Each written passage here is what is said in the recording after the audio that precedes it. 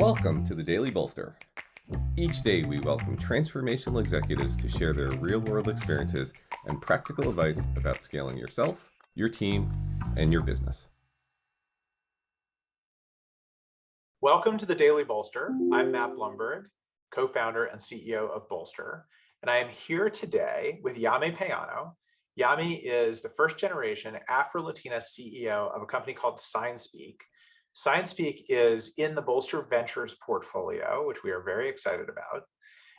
And SignSpeak is a real-time sign language recognition, avatar, and transcription solution. So that is what Yami does every day. Yami, thank you for being with us today on the Daily Bolster. Well, thank you so much for inviting me. It's a pleasure being here today. Great. All right. So you have a question for me today. Yes, I do. What's your question?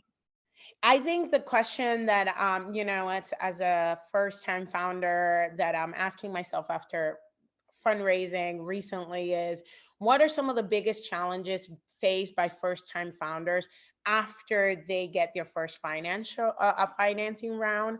I think we often talk about fundraising, but we don't talk enough about what do we do after that fundraising, and I would love to hear your thoughts. That's such a great question, and I'm so glad you asked it, because you're right. Most founders, it's like the expression of like, you know how to go to war, but you're not quite sure how to win the peace. Yes, exactly. So it is a great question, and I think there are three things that I've seen early stage CEOs, particularly first time CEOs, do post financing that don't go well.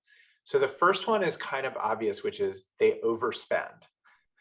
And even if you have a budget, and you want to spend to your budget, there's this temptation, like if you've been living hand to mouth and you've been bootstrapping your company in particular, and you finally wake up and you have like over $1 million in your bank account, that like all of a sudden you don't care as much about spending as you should. So that's the first thing, and there's nothing but discipline that you can do around that, other than having a good accountability partner internally, even if you don't have a CFO.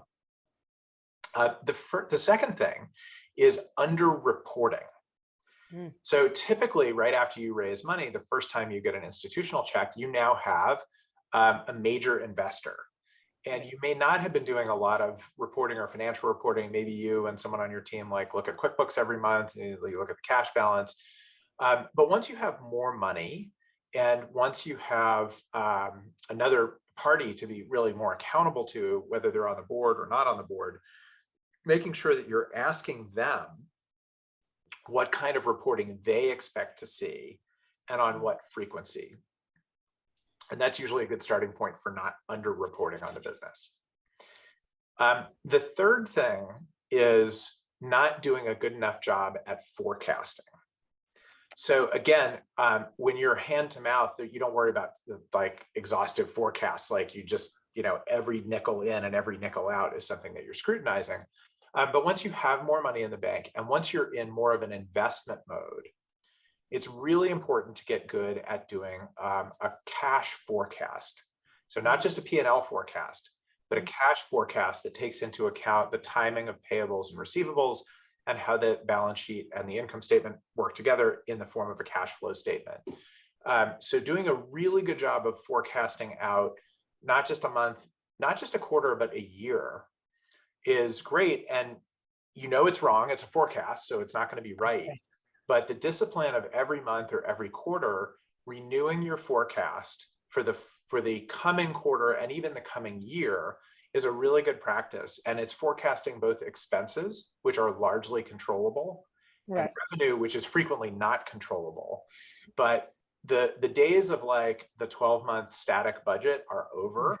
Yeah. Getting really good at doing a recurring forward-looking forecast for both revenue and expenses, and particularly cash, becomes super, super important.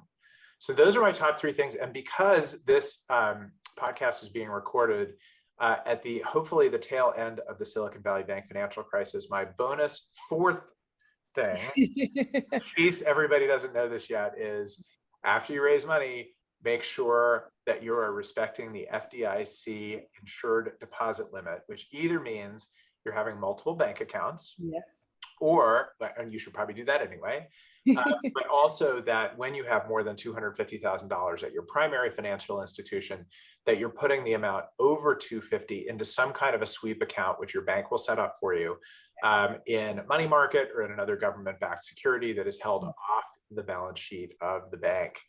Yes. So with that, I think we will close up for today. Yami, thank you so much Thank you. for being here, and a great question for everyone. Thank you. Bye.